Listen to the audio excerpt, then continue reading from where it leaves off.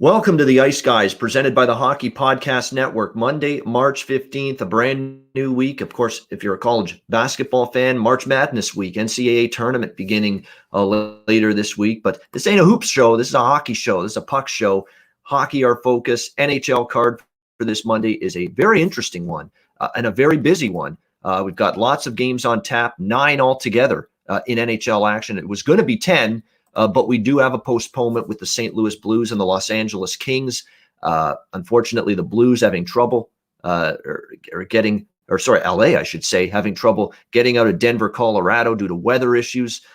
So as a result, that game postponed between the Blues and the Kings. Everything else, though, tonight is good to go. So let's get right to it and break down these 9 NHL games. We'll start with the Nashville Predators taking on the Tampa Bay Lightning. Note the start time here. We've got a late afternoon affair here, 4 p.m. Eastern, 3 p.m. Central, 1 p.m. Pacific time between these two teams. We've got Tampa Bay minus 320, home favorites, I should say, in this game. Huge favorite, as you would expect. The total 5.5 here, shaded to the over in this game. Pretty much right around where Tampa was on Saturday night in terms of how big a favorite they were against the Nashville Predators. I cashed a best bet winner Saturday night on the Ice Guys show with Tampa Bay puck line, minus 1.5, minus 125, and got the job done. Although Nashville certainly pushed back in that game. It was a rough start. Tampa Bay came out flying, which I thought they would. I talked about a big proponent for me liking the Lightning on the puck line.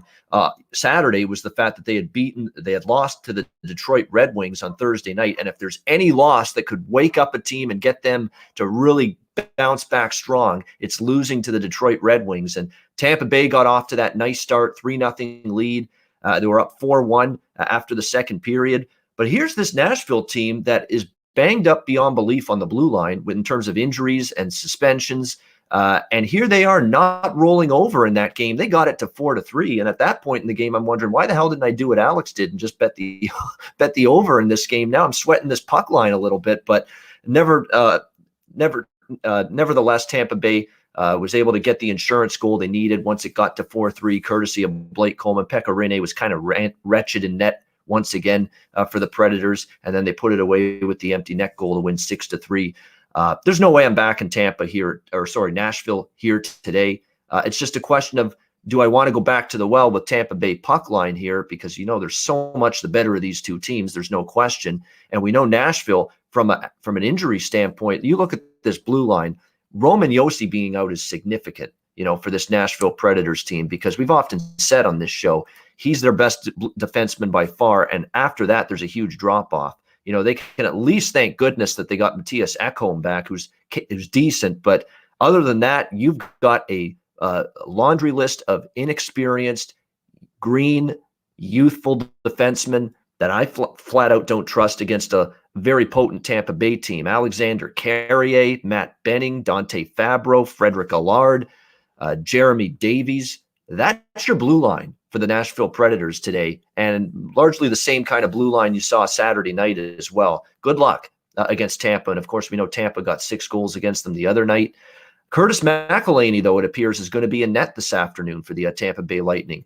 He's likely going to be the starting goalie for Tampa. No confirmation yet for Nashville. I think it'll be Rinne again, and Rinne's had a tough go of it lately, but they got no choice with Saros out right now for this team. McElhinney off a dreadful game. The game they lost to the Detroit Red Wings 6-4, he was in net that night, and it hasn't really been all that great of a season for McElhinney. I mean, you look at his numbers, sub-900 save percentage, over 3 goals against average, so he's really had a tough time in that backup role. And I'll say this about Nashville, they've got a lot of guys out, but this youthful movement that they've got going right now, the last couple of games, the work ethic's actually improved. I'm actually seeing these guys play better, work a little bit harder than some of these overpaid veteran stiffs on this team, to be honest with you, Nashville. I'm seeing these young kids work harder, give you a little bit more from an effort standpoint and roll up your sleeves and maybe win some puck battles standpoint than a lot of these, struggling veterans like Johansson and Arvidsson and Granlund and some of these guys that they should be getting more from, and they're not. So with all of this youth in the lineup, there's going to be mistakes, there's going to be breakdowns, but they have worked hard. So, and combine that with the fact that Curtis McElhinney's in net for Tampa Bay. I'm going to steer away from Tampa Bay puck line in this game and go toward the over and go toward the total in this game at 5.5. It's a very reasonable total. Nashville has shown in a couple of these games this year, they've scored 3 goals plus, against Tampa Bay. And Alex said it Saturday, and I'll say it now. Tampa Bay has kind of given up some goals lately. Let's be honest. Like, they've given up some goals to Detroit. They gave up a lot of goals to Chicago. When they played the Blackhawks, they gave up 3 to Nashville the other night. So to me, this total of 5.5 looks pretty cheap to me, especially with McElhinney confirmed in net for the Lightning. So we'll go Predators Lightning over 5.5, minus 120 for this early start afternoon affair. Alex, what do you think here? Nashville, Tampa Bay. Yeah, I'm right there with you on the over. Just like I liked it on Saturday. Like you said, Nashville's defense is absolutely atrocious right now, but they're getting goals offensively, especially, and that's something you want to look for too. When you have teams that are getting blown out, you play a team like a Tampa Bay who can run 5, 6, 7 goals on you.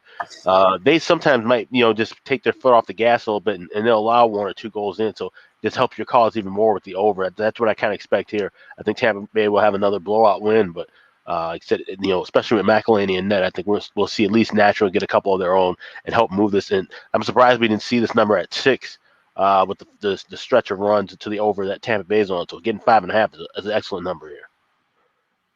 All right, Alex on the over as well. We welcome in Jimmy Murphy to the show. Jimmy, how are you on this Monday? And what do you think here with Nashville, Tampa? I'm great, guys. Happy St. Patrick's week. It's going to be a fun week, even though we're stranded inside. We'll make it fun. Get that booze chilled. Right. McLean's Pub in Montreal behind me here because I would be there normally this week up visiting my friends there. But, guys, I see a lot of goals as well in this game. I think that's a really actually surprisingly low over-under. Just as you said, Ian, considering the way the Tampa Bay Lightning have been playing lately. I think that's a great call there. So I'll go with that as my official play as well. And I'll also throw a second one in on this too. I don't like the way Tampa's playing lately overall, big picture wise. They've been a little up and down lately, seen some weaknesses there, some trends, kind of getting beat in the neutral zone sometimes. I like Nashville in the first period to come out here and kind of catch them by surprise. And then maybe Tampa wakes up as the game goes on and says, all right, we got to snap out of this and take this seriously. So give me the Nashville Predators in the first period. All right.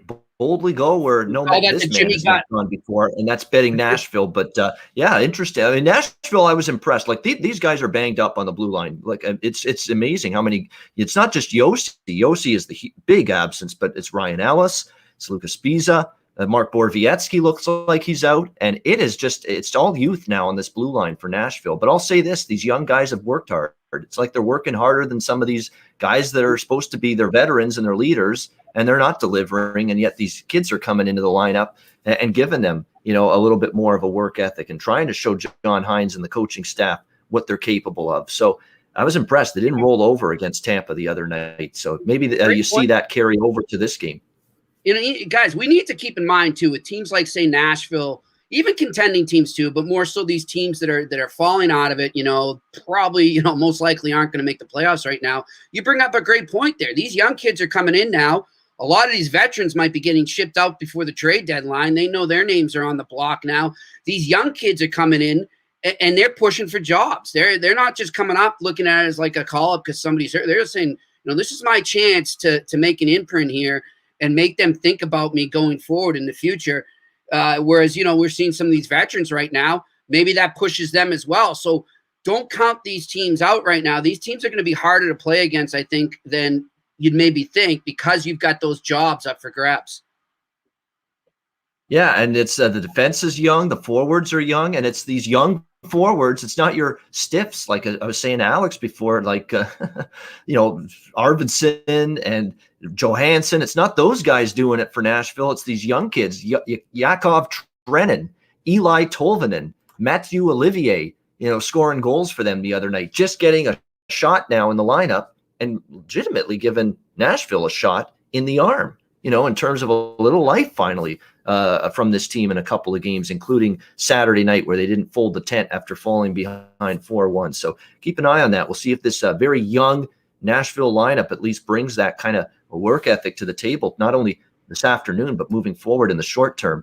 The rest of the games are at night. Next game, Boston, Pittsburgh, even money both sides, 5.5 the total. There's a lot of layers to dissect here with Boston because we know typically we'd like to back this team off a really wretched game. And man, that was a wretched game. The word that comes to mind Saturday afternoon against the New York Rangers is listless.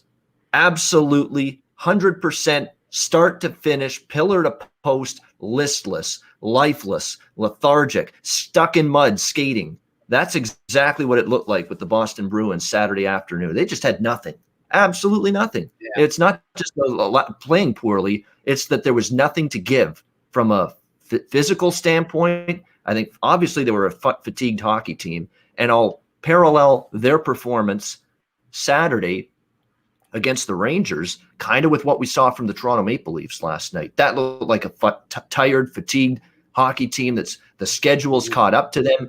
And guys, you're seeing this throughout the league now. These are condensed schedules. These are a shit ton of hockey games being played in a very short period of time.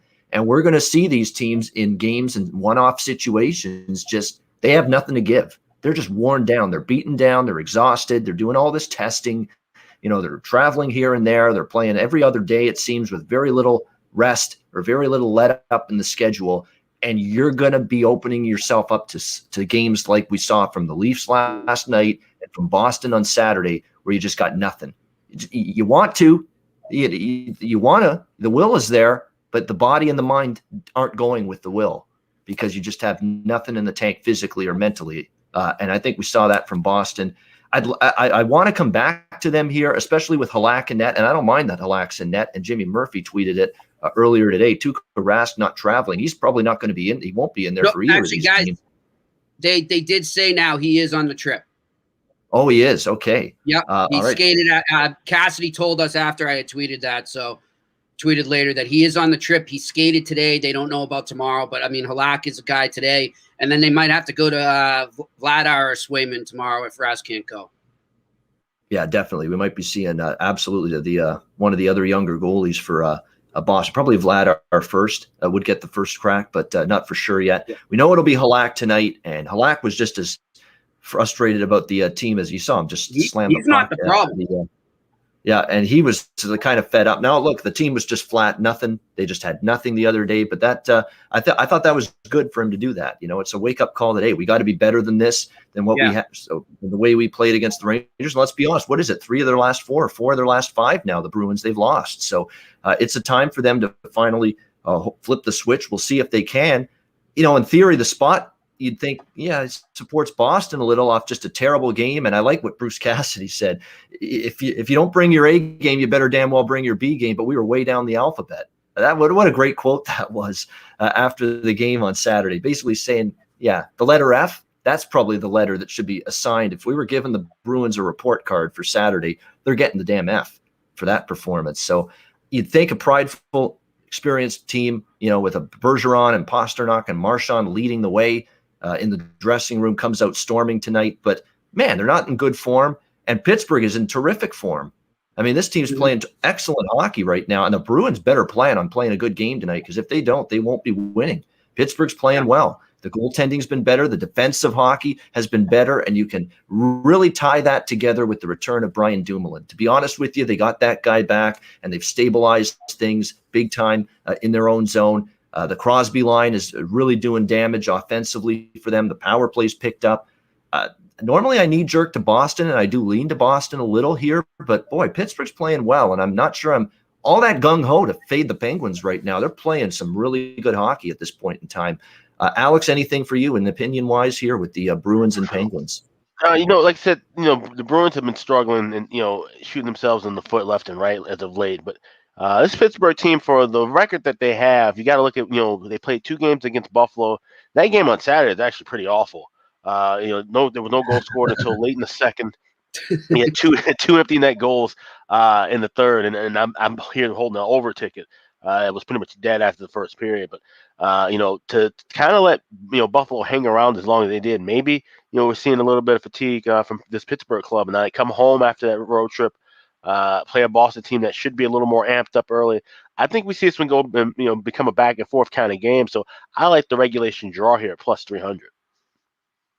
That might be something to look at. I expect, tight game. That would not surprise me one bit. So plus 300 on the draw with Boston and Pittsburgh. And that Pittsburgh Buffalo game Saturday frustrated me because I'm on the team total and the full game over.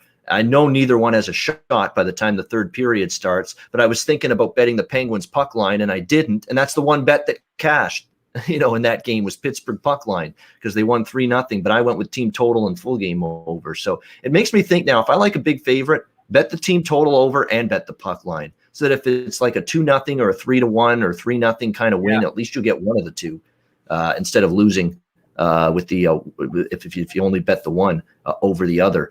Jimmy, what do you think here? Boston, Pittsburgh. What's this team going to bring tonight?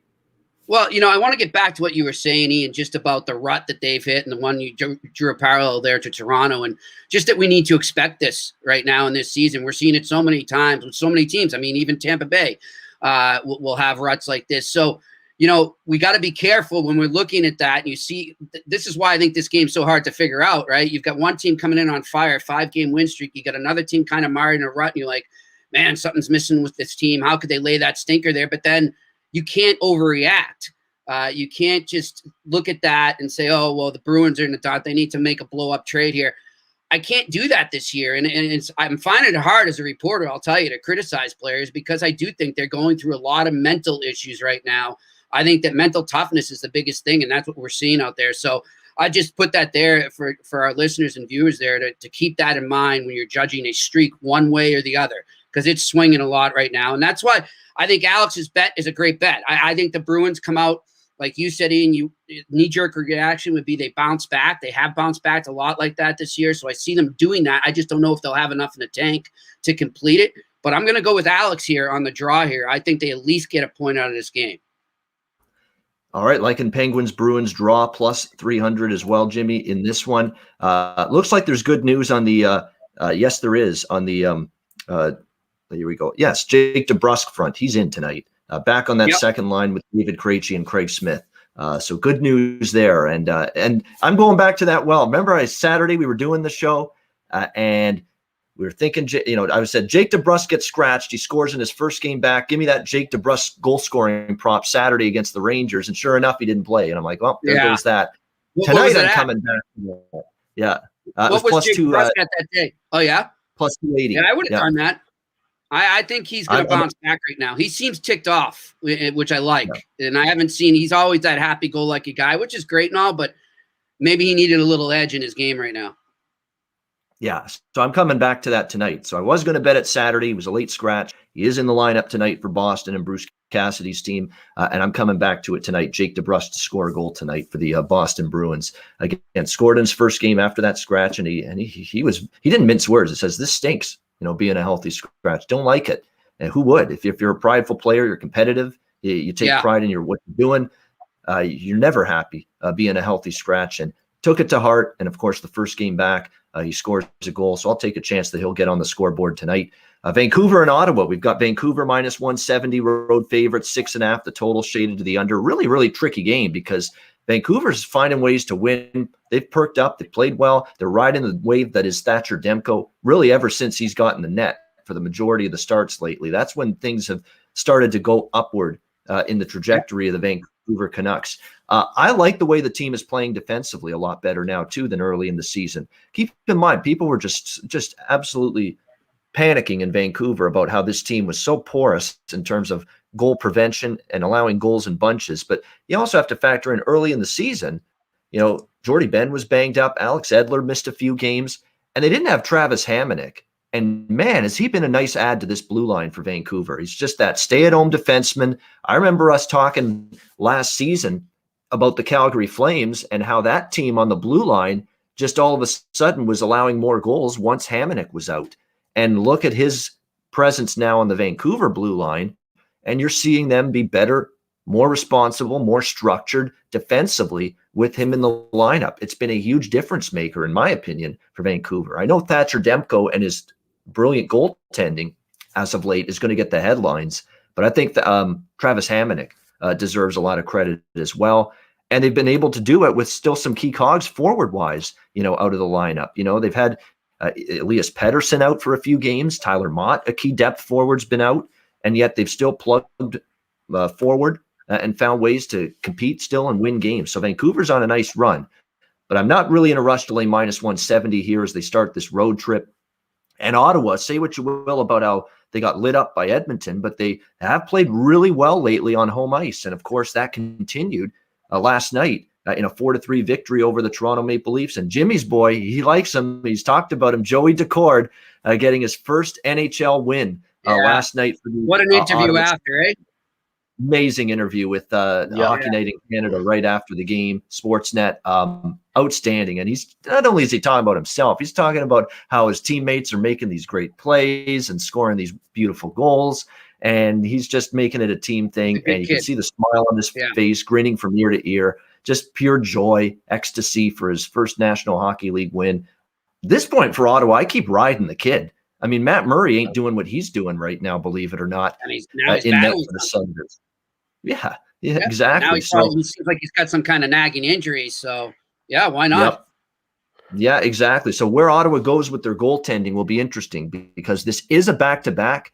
You know, in theory, you would think with Murray getting the late, injury and warm-up last night, is he going to be ready to go tonight? There is no confirmation yet on the Ottawa side who's going to be in net, but you might see Joey Decord again tonight because there's no guarantee Matt Murray is going to be good to go. I'm not involved in this game either way, side or total. It's a pass for me, but like I say, I like Vancouver. I just don't want to lay this price, and Ottawa's been kind of a different team in terms of their compete level, in terms of the results they've gotten on home ice this year. Drake Batherson continues to be excellent for them. It seems like every time I bet him to score a goal, he doesn't, but most games other than those ones, he is scoring. So, but he's been excellent lately for the Senators offensively. Alex, what's your thoughts here, Canucks and Senators? Yeah, I like this first period over. It's at 2 plus 120 plus 125.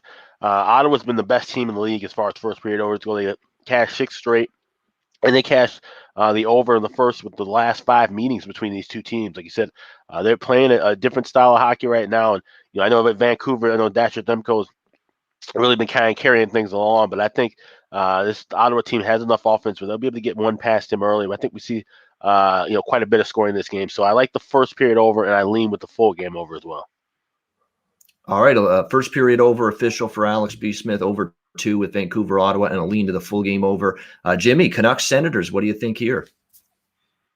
Yeah, guys, this is a tough one. I mean, I could see Ottawa coming in here and pulling the upset there. And like you said, congratulations to Joey Decord there, and he's playing great. So why not ride him? I'm going to go with the Senators, though. I do got a feeling they can come out and take one here. I'm going to go the other way, though, as well. I'm going to take on the total, the under, actually, guys, because I think Joey Decord will get in a little zone again and keep a lot of pucks out of that net. Yeah, I mean, he gave up an atrocious goal against Edmonton at the very first few seconds of that game. But really, other than that, he's been pretty good, actually, believe it or not, in net for the Ottawa Senators. And, hey, he's still young. You may have that odd, goal that maybe should be stopped. But other than that, he's been pretty solid. So Jimmy liking Ottawa at the underdog price and under 6.5, minus 120. Philadelphia taking on the New York Rangers, the Flyers, minus 120 to minus 125. Road favorites here. The total 6 shaded to the over. I don't know what to make of the Rangers because none of their wins, I don't know if I would call them impressive, to be honest. Even the Boston win on Saturday, because I think a lot of that was not just Rangers good. It was Bruins having absolutely nothing to give in that game. But other than that, the wins for the Rangers recently have been the likes of games against Buffalo, games against New Jersey. And they got swept by Pittsburgh. Don't forget that before they played Boston. I don't know what to make of the Rangers. I don't know if that's a true turning point. Now, they did get Artemi Panarin, the bread man, back on Saturday. And sure enough, first game back, they win. I figured they'd bring a pretty good performance with him back. They did. Does it carry over here? That remains to be seen. So I have some trepidation about backing the Rangers, but I have some trepidation backing the Flyers. The way they did not respond the way I thought they would against the Washington Capitals, really circling that game, the Flyers were about a bounce back, and they didn't. I'll be honest, I thought territorially they didn't play terrible. They played even at times with the Capitals. In fact, they carried and dominated the third period, but by then they were down by too big of a margin. But their penalty kill let them down. And look, we kind of hinted at it Saturday, Alex and I, about that Hart and Elliott combined have not been great lately. And it continued on Saturday. Goaltending's got to be better for Philly. Simple, period. It's got to be better. And lately it hasn't been for the Philadelphia Flyers. In this game, I lean Philly. Philly's done well head-to-head against the New York Rangers. Very well. But boy, I'm a little bit gun shy and a little that once bitten, twice shy theory in play here. Like, how many times can I go back to the well here with the Philadelphia Flyers with what I've seen from them lately? I do think the over's in play. I see in our chat the over's a popular opinion. Yes, I do like that. The one thing that I have gotten right is betting over the total lately with the Philadelphia Flyers. I was on the over in all the Washington games head-to-head.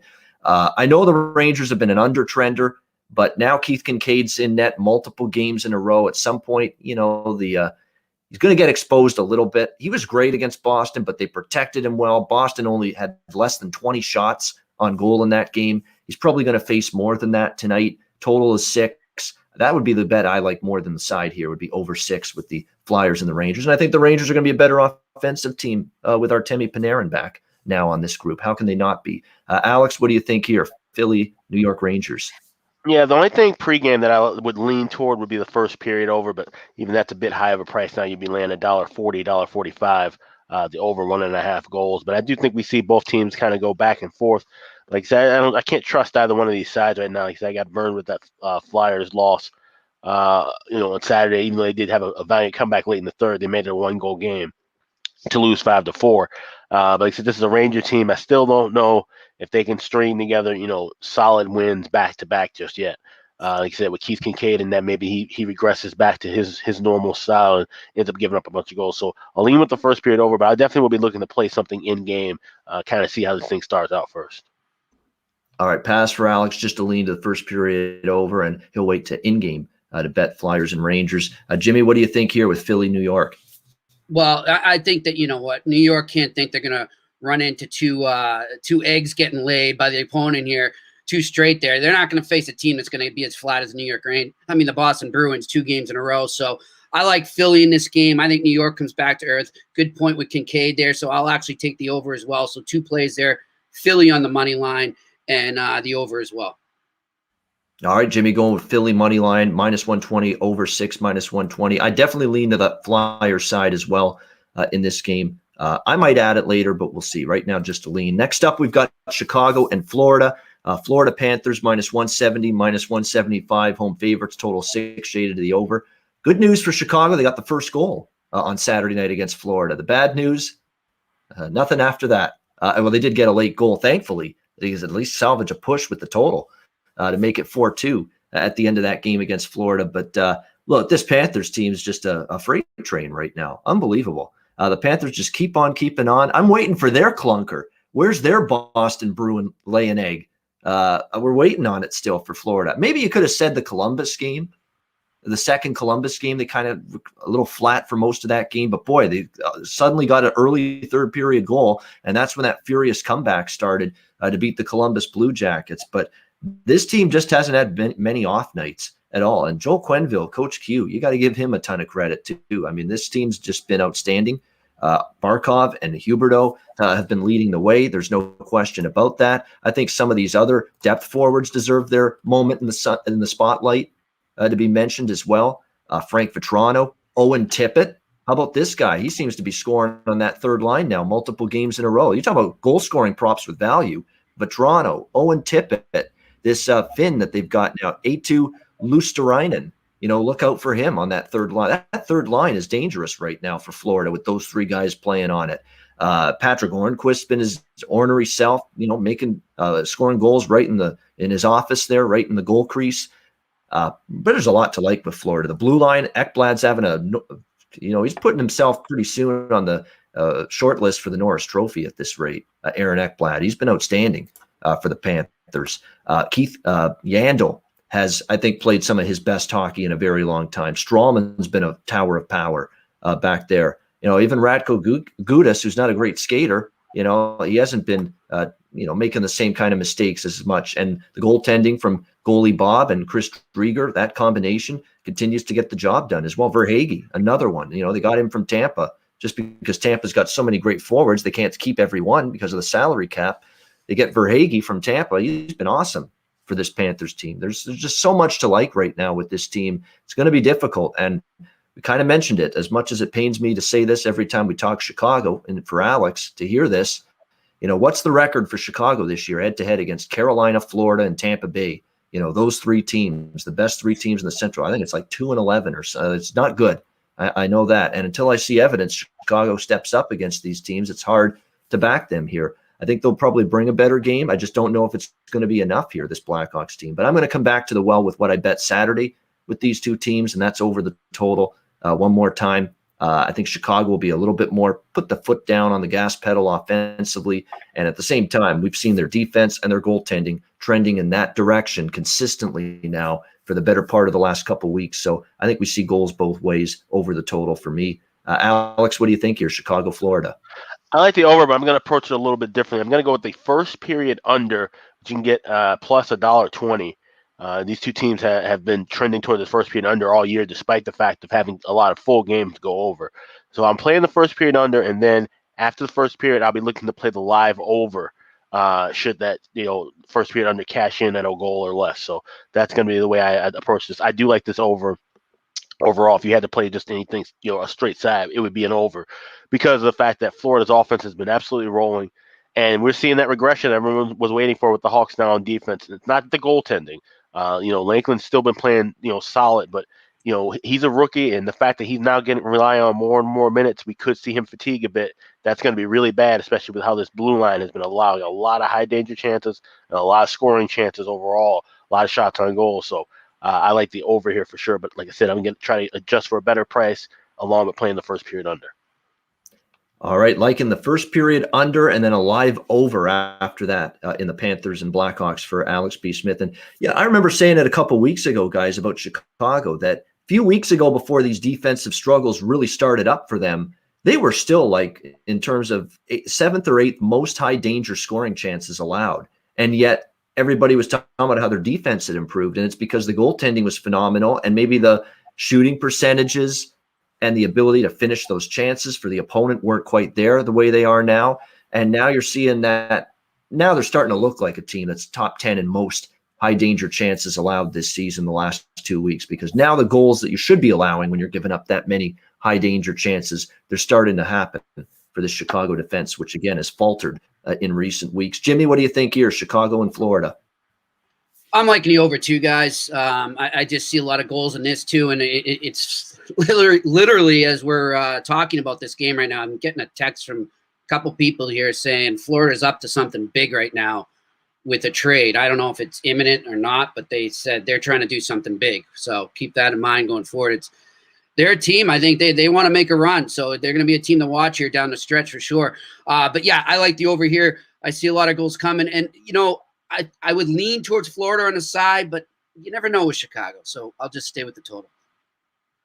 Yeah, I mean, I feel like the way too. I mean, I have no interest, but why would you? I mean, Florida's just rolling, win after win after win. Yeah. Chicago struggled to beat the good teams, but we did see Chicago. They had a bad game against Dallas, and then they were much better the next time out, and they beat Dallas. So they're kind of in that same situation here, albeit a much better team. Like Florida's much better than Dallas. No, there's no comparison right now, but still that same situation where Chicago really played much better the second game against the same team after they lost the first game. So maybe we see that from Chicago tonight, but will it be enough against with the way Florida's going? That still remains to be seen. It's not an easy team to beat right now with the way the Panthers just clicking at all ends of the ice right now. The Washington Capitals and Buffalo Sabres. We've got Washington minus 220. Road favorites, total 6, 5.5. It actually opened 6. It's shaded to the under, and there's even a 5.5 now starting to show up. So again, kind of like the other game. And I'll admit here that I said, what the hell are these people doing betting Pittsburgh Buffalo under down from 6 to 5.5? And sure enough, that game turned out to be pretty dull, and it ended 3-0 for the Pittsburgh Penguins. And they're doing the same thing here with Buffalo. And Buffalo is trying, I think, a little bit to say, you know what, we can't wheel and deal and run and gun. We can't.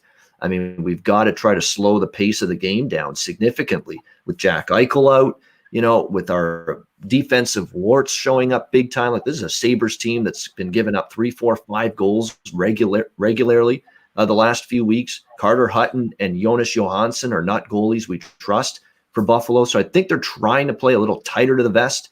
And that's why I think we saw that game stay under the other night. But good luck trying to do that against Washington. Washington's just filling it up offensively right now. Ovechkin and company are lighting up opposing teams. They're scoring 4 goals plus regularly. I don't think Buffalo's containing them. I don't care what they say about trying to slow it down. You can't, it's hard to slow down a team that's scoring goals at the clip the Washington Capitals are right now with that patchwork defense and that, very shaky goaltending combination. I don't see it. I do think Buffalo can score, though, too. One thing we're seeing about Washington, we saw it against Philly on Saturday. They're giving up goals, too, and no lead is safe with the Capitals. They have had a couple games this week where they were up big on New Jersey. They blow the lead. They have to win in overtime. They almost blow the lead to Philly the other night. They were up 4-1 in that game, and Philly's got a chance to make it, tie game in the final minutes. They got a couple goals. They made it nervous for Washington down the stretch. So, that's what has me a little bit leery of Washington puck line. So I went a little safer. I mean, Washington puck line is a good, decent price, plus 110. I'm going to play it a little bit safer because to me, it's still fade Buffalo all the way. That's not stopping for me. But I'm going to go with Washington in regulation, which is minus 145, minus 150. A little bit more reasonable, just in case it's that 1-goal game. Washington in regulation for me. And the over, I see a 5.5 at Bet Online and some other places. I'm going to be a taker on a half over the total. At 5.5, I'm not passing that up. Sorry, even though it was 3-0 with the Buffalo Sabres the other night, Washington's just running and gunning and lighting it up right now. And I don't trust the Sabres to stop them all that much. So Washington in regulation, over 5.5, which I see at Bet Online minus 125. Those are the 2 plays I'm on with the Sabres hosting the Capitals. Alex, what do you think here? Washington, Buffalo. Yeah, I'm going to play it even safer and just go with the team total over 3.5 for Washington, minus $1.15. Like I said, I know the adjustments are being made now with these totals, but I think that's more a reflection of Buffalo not being able to score as opposed to them trying to clamp down more defensively. And we saw that with them getting shut out by Pittsburgh in that slow game on Saturday. Like I said, this is a Washington team that's been scoring in bunches. I don't think they should have a tough time getting the 4 here against this Buffalo Sabres team that, like I said, we still continue to fade in some sort of way. So giving the Caps team total over. Yeah, that makes a lot of sense for sure. Washington team total over 3.5, minus 110. Asking them to get 4 goals tonight, I think they're very capable. Pittsburgh was asleep some of that game, and they still got 3 goals on Buffalo. So what if Washington has got a lot more fervor in their game tonight than, say, the Pittsburgh did Saturday night? Vitek Vanacek, by the way, is in net tonight for Washington. And I don't know if this is the great spot for him to play well because of, you are playing Buffalo. I get it. But, he hasn't played in several days now. And because Ilya Samsonov's been back the last few games. So now this is the first time where Vanacek's gone for a little bit of a hiatus and a respite from playing night after night, which he had to do with Samsonov out. So this could be an out of rhythm, maybe less than stellar night for Vanacek in net for Washington, but that remains to be seen. What do you think, Jimmy? Washington, Buffalo? I'm loving you over here, like you, Ian, and you made a great point there about the Capitals having these sort of lulls where they just allow teams to get back into it and score in bunches. And I mean, I think back, obviously I'm covering them a lot because they're in the East Division this year. And I think back to those first 2 games against the Bruins. I mean, remember the Bruins were down big in the third period. They forced an overtime. They lost 4-3 in the first game. And then the second game, they're down 3-0 and they scored 5 unanswered goals. So we've seen that a lot. Even in the game that the Bruins blew them out in that response game to the Tom Wilson hit, they just scored 5 straight goals. So the Capitals have this tendency, which is surprising. But maybe like you said, they're playing that run and gun approach now under Laviolette, and it's a lot different than what we've seen from the Caps in the past few years.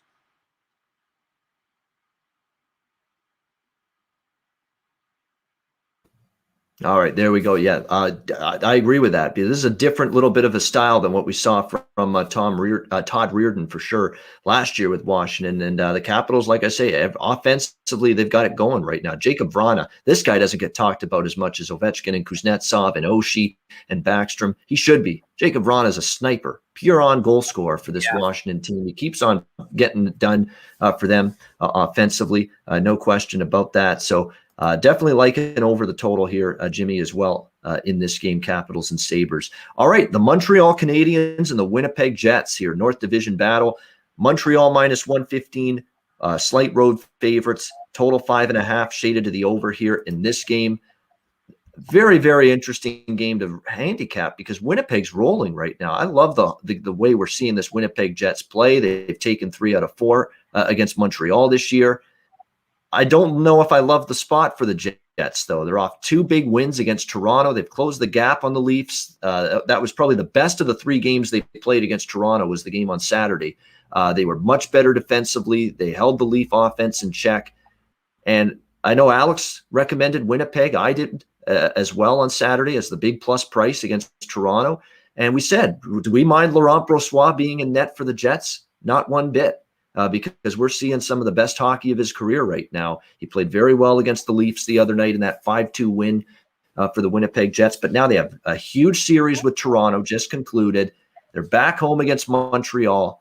I worry a little bit about this kind of spot for Winnipeg because they lost a game like in this kind of spot off a big series against a rival. And they played Vancouver at home, and they struggled in that first game. So I worry about that. And you got Montreal probably chomping at the bit, guys, because they've now lost back-to-back games to the Calgary Flames in the last couple, and 3 of their last 4 they've lost as well. So they've kind of fallen back a little bit. They just ran into Calgary Flames, looking like a completely different hockey team under Daryl Sutter, in the first 2 games since he's been behind the bench. And they just ran into that Calgary juggernaut right now with the way they've played in 2 games under the new coach. I think it's a good spot for Montreal. I think I'll have a small play on Montreal minus 115. I really like Winnipeg's form, but I just don't like this spot at all, not one bit for them. And the other thing that's going to keep it small on Montreal is the last time Winnipeg played Montreal, it was that ugly loss in Montreal. What was it, 7-1 against the Canadiens? So, Winnipeg, that might be enough to keep Winnipeg interested and not have them fall into this maybe potential flat spot or letdown, whatever you want to call it, after the big 3-game series against Toronto. So it's tough, this one. But to me, I would lean a little to Montreal. Small bet for me there. I would also look over this total of 5.5 here. Jets are lighting it up offensively. Montreal, I think, can get their offense going. They just got checked into the ice by Calgary in those 2 games, taking on that defensive-minded approach that Daryl Sutter demands from his hockey team. Now they're going to be in a little bit more of a pace-driven, up-and-down affair. I think this is where Montreal can get some of that offense going that they didn't have against Calgary. So I like the over as well as a small bet on Montreal. Alex, what do you think here with Canadiens-Jets? Yeah, this is a pass for me because, like you said, these spots kind of clash with one another. I like where Winnipeg's playing as well. They're in good form, but like you said, this could be it's a big revenge spot for Montreal off of that 7-1 loss the last time these 2 teams met. Like you said, it's gonna be a more free-flowing, open game than it was against Calgary. Last couple games against Calgary, so I can see this being a back and forth. One might lean with the draw. Potentially, wouldn't be shocked to see overtime in this. We saw OT in the game before that 7-1 beatdown with these 2 teams, so that's something that I would just be a lean on, but nothing on the sides. Yeah, I did a good point in the chat. Yeah, the Ben Sherratt out 6 to 8 weeks is definitely unfortunate. He's a good defenseman. He's a good former Winnipeg Jet before he went to Montreal. Mm-hmm. So to see him out, it's disappointing. You're going to need more now. You get more minutes for Petrie, more minutes for Joel Edmondson, more minutes for Alexander Romanov, and more minutes, obviously, for Shea Weber, the pillar of this blue line right now for the Montreal Canadiens. So that's what it's going to mean. More ice time for all of those guys. And then you're going to sprinkle in the likes of Brett Kulak and Xavier Ouellet on that 3rd pair for Montreal. Jimmy, what do you think here with Montreal-Winnipeg? I'm going to go full through. Alex is leaning on the draw. I'll go full through and take the draw on this one. I love that play with these 2 teams. I think they're very evenly matched. I think that 7-1 game was kind of an enigma, a one-off when these 2 teams meet each other. I think this would be a hell of a series if they play in the playoffs. So I like the way they're matched up. Give me the draw on this. And, yeah, I would lean – if I was taking the total, I would lean towards the over as well. All right. Price and Hellebuck, your goalies, those are confirmed, by the way, tonight in this game. Jimmy liking the draw at a good plus price in this one. Next up, we've got the Battle of Alberta. This is one time where it's these 2 teams, I could never get sick of it. Jersey and Islanders, I was getting sick of seeing that over the weekend. I can't say that about Edmonton, Calgary. I will always welcome a Battle of Alberta between the Oilers and Flames with open arms. And we've got another one on tap tonight. We've got Calgary minus 125 home favorites, total 6 shaded to the over in this one. What can you say? 2 games with Daryl Sutter, 2 wins for the Calgary Flames, both of them over the Montreal Canadiens. Look, it's just 2 games, so you don't want to fall victim to small sample size syndrome. But there are 2 games where this team looks like a completely different hockey team. The team commitment defensively, the back pressure on the back check from forwards helping out the defense. That we didn't see that from Calgary in the last days of Jeff Ward. We didn't. I mean, we saw very lackadaisical, not a great effort away from the puck. We're seeing that now. And look what happened Saturday night in the game against Montreal. Daryl Sutter and Eric Francis, bunch of guys that cover the Calgary Flames, they talked about this. He had a one-on-one meeting when Daryl Sutter first arrived last week to take over this job with Sean Monahan, saying, look, Sean, you're a good player. We drafted you pretty high. We need a hell of a lot more from you than what you've given us the last couple of years. We got to do more. You got to be better in all 3 zones, and you've got to be willing to go to the front of the net to score some of your goals. You just can't always stand at the face-off dot and expect to rip a one-timer. Go to tough areas of the ice, make yourself a presence, get in the goalie's kitchen, and make something happen. And what do we see from Sean Monahan, who's had a really disappointing season? 2 goals the other night against the Montreal Canadiens in that victory. It's the power of Daryl Sutter. And he did this in LA. He got the team's attention right away. They responded to him positively, and they just went on a run when he first got in LA and took over the Kings, which I believe John Stevens is who he took over from there with the LA Kings. And they went on a run. And, of course, win multiple Stanley Cups. The rest is history. I'm not going to go with the multiple Stanley Cups is going to happen here with Calgary. But definitely short term, we're seeing the Flames get a boost from Daryl Sutter's presence behind the bench. Everybody's snapping to attention. Everybody's helping out defensively. And it's helping out Jacob Markstrom as well, who's not facing as many high-danger chances. This is a clear ride the wave, ride the red wave, the sea of red, as they call it, in Calgary for me until they lose. I'm on Calgary here, minus 120. That's no disrespect to Edmonton. Edmonton's kind of owned Calgary at times this year. They beat Calgary the last time these 2 teams played right before the coaching change was made. But I think it's Calgary's time. They're playing much better defensively. I think they can bottle up Edmonton. Edmonton's actually playing solid defensively themselves. And I'm not Mr. Under. Everybody knows that. But give me the under here in this game with the Oilers and the Flames. This is Calgary now. It's going to be win 2-1, win 3-1, be good defensively, and score when you can. That's the Daryl Sutter MO right there. And we've seen it. 2 games, 2 wins, 2 unders, for the Calgary Flames. So I like Calgary minus 120, also under 6 here between the Oilers and the Flames. Alex, what do you think about this one? Battle of Alberta, Oilers Flames. Yeah, I'm right there with you on this under 6 getting in at even money. He said, obviously Calgary's changing their style of play because of Sutter playing more defensive. But like you said, it's the Edmonton team, especially when they have Mike Smith in that now. They're more sound defensively with him between the pipes than they are with Koskinen. And I know that the trend is with the series is going over usually, but I think, obviously, Sutter knows from his time before how important this rivalry is. So he's going to want to emphasize more, more physical, hitting, more, defensive liability. So, the one thing is if they can keep out of the penalty box, obviously, I think that's the case. I think we're going to see more disciplined physicality from Calgary. That's something that makes a difference. So I like the under 6 here at this price. That's a great point about the discipline or the lack thereof Calgary had before the coaching change. They were taking stupid penalties, dumb penalties, selfish penalties, offensive zone penalties, which is laziness, which is not working hard enough, which is not getting body position, not winning battles. It's all of that stuff when you're taking offensive zone penalties like the Calgary Flames were before Sutter got there. They've improved in that category big time. In the couple games they've stayed out of the box. They haven't been on the penalty kill as much, and it's helping them. They play more at 5-on-5 even strength, and they're a better team for it. So that's an excellent point that they have been much better in terms of staying out of the box in just 2 games with Sutter behind the bench. Jimmy, what's your take here? Edmonton, Calgary. I mean, I agree with everything you guys are saying about the Flames right now. And Ian, you called it. I mean, you kept reminding us of that spurt that the Kings had when he took over.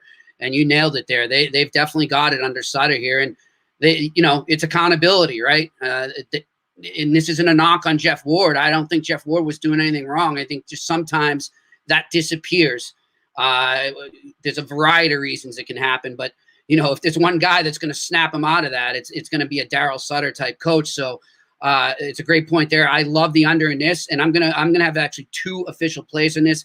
Give me that under, and give me Jimmy Puckline for the Calgary Flames. There it is. Battle of Alberta. I think that's the first time on this show we got a puck line from Jimmy. There we go. You knew it had to happen. Yep. He's pulling it out here for this Calgary Edmonton game. Calgary puck line here, which is a pretty good price on that in the I believe in the plus 160, plus 150 range. So a pretty good price there with the Calgary Flames on the puck line over the Edmonton Oilers, and also liking the under as well. The one mild concern I have with the under, even though I'm betting it and I still like it, these games usually with Edmonton are physical, they're rough, and even though Calgary stayed out of the box, it might be tougher in a rivalry like this. And if you get a lot of penalties, you've got a lot of chances for power plays and ultimately chances for goals. But I'm hoping they rein it in, and if they follow the Sutter word that, hey, be disciplined, be good defensively, and if they are, I think they can keep this game under the total. And Edmonton did kind of struggle a little bit offensively against Vancouver the other night, so. I think it still could be a lower scoring game, but looking forward to seeing this one. I'm going to throw in a prop on this one too, because a guy that I thought, even when they were playing horrible, heading in towards firing there, was Milan Lucic, right?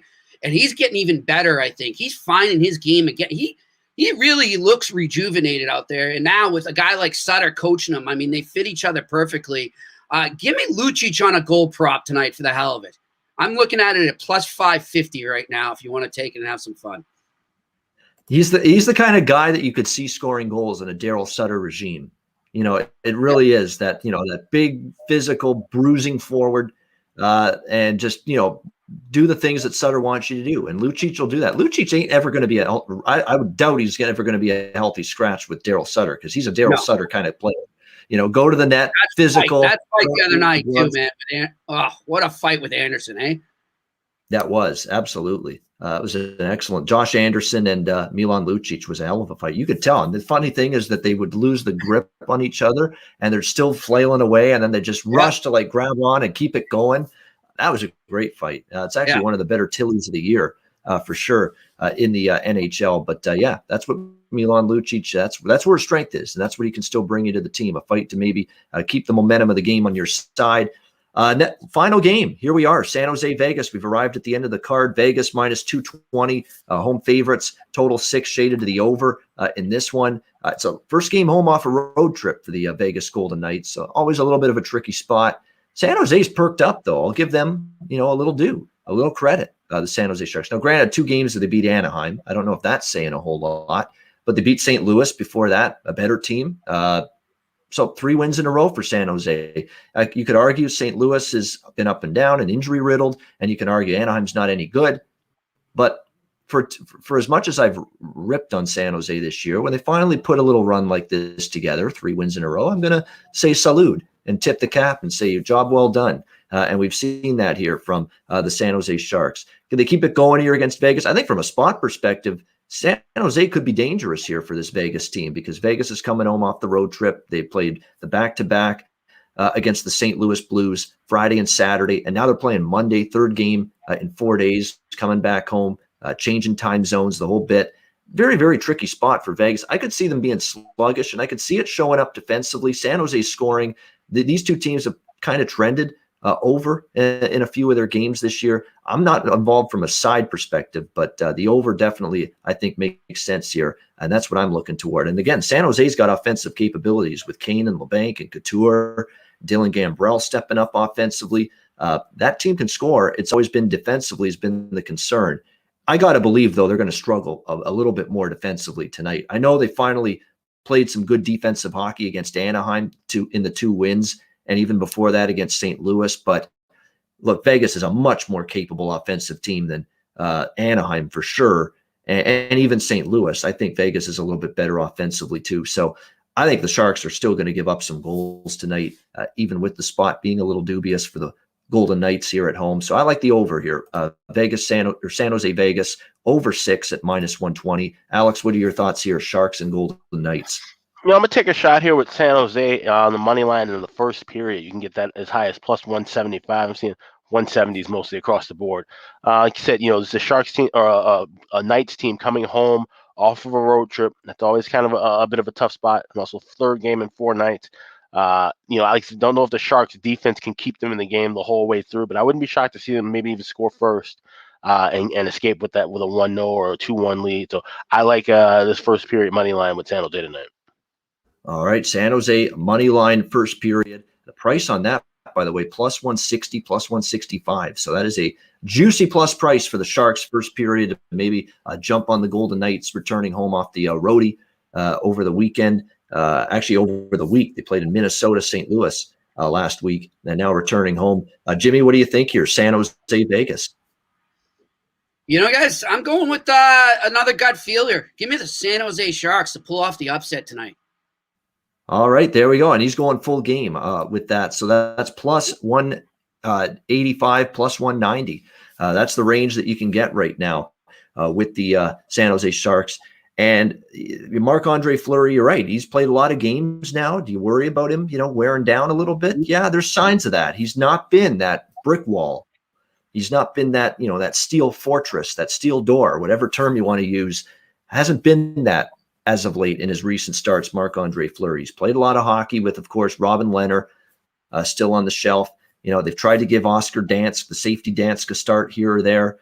They've tried to give, they almost had to give Logan Thompson the start the other night, but they decided not to and put Fleury in back-to-back games against the St. Louis Blues. So that kind of tells you that Peter DeBoer is kind of hesitant with his young goalies that he's got, in the waiting in the wings behind Fleury right now with Lehner out, that the fact that he put Fleury in back-to-back against St. Louis. So definitely something to watch for, that maybe you're starting to see a little bit of, the games and the minutes adding up for Fleury, and maybe it's starting to show in his game a little bit, eroding his performance in net the last few games. All right, great stuff, Jimmy. Great stuff, Alex. We have gotten through every game on this Monday card, all 9 games in a little less than an hour. So impressive pace. You talk about teams that play with pace. We played with pace on this show today. 9 games in less than an hour. Before we get to best bets, a reminder. Look, it's March Madness. In addition to, of course, hockey every day. Now's no better time to download the DraftKings Sportsbook app. Sign up for an account. Use the promo code THPN. There's March Madness incentives. There's deposit bonuses. There's weekly specials. There's all kinds of great perks you can get right now. And all you got to do is download the DraftKings Sportsbook app, sign up for an account, and use the promo code THPN. So make sure you get on that. And if there's any week to do that, download that DraftKings app, sign up, and use that THPN promo code. If there's any week to do it, it's this week with March Madness coming up starting on Thursday. Great turnout with our YouTube live show today. 144 live viewers was at our peak today. That is a huge record for a Monday. Usually we get over 100 on weekends for the live shows, but to get this many on a Monday is absolutely awesome. And we thank each and every one of you for tuning in from the bottom of our heart. We really appreciate it. And we hope you join us every single day. We're here 7 days a week, recording live, 2 p.m. Eastern, Monday to Friday on YouTube, noon Eastern, Saturday and Sunday. And of course, if you cannot tune into the show live, make sure you download the Ice Guys podcast in audio form, which is available daily at all major podcast platforms. And of course, we also have our Patreon page, patreon.com/iceguys. We've got articles there. We've got Alex's goaltending charts, which he updates. We're going to have some articles for games starting this week from me. And of course, our daily betting card from the entire Ice Guys crew is also posted each and every day at patreon.com/iceguys. Great stuff, guys. Let's get to best bets. It's been a great run of plays from all 3 of us. The crew has been in great form since last Thursday. Let's see if we can keep it going. Alex, we'll start with you. Best bet for Monday. Yeah, we're going to go with the Washington Capitals team total over 3.5 goals minus $1.15. He said this offense should be able to feast tonight against this sorry Buffalo squad. I just don't see where their defensive stops will come from. So I like Washington to score at least 4 more goals. So over 3.5 minus $1.15 is my best bet. All right, Washington over 3.5 team total minus 115. Alex's best bet. Jimmy, best bet. What do you got for us? Yeah, guys, I'm going to go with the over in that same game, but for the whole game, the over 5.5 is my best bet. All right. Washington, Buffalo, over 5.5, minus 125 for Jimmy Murphy's best bet.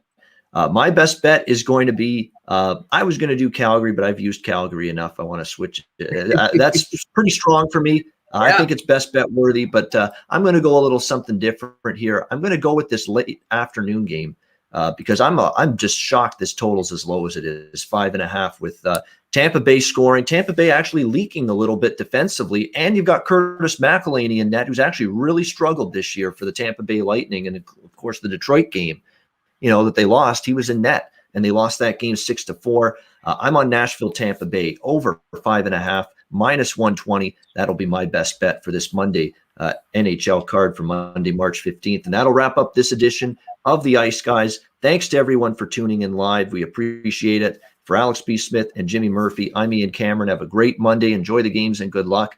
And we will talk to you again tomorrow on Tuesday for another edition of the Ice Guys presented by the Hockey Podcast Network.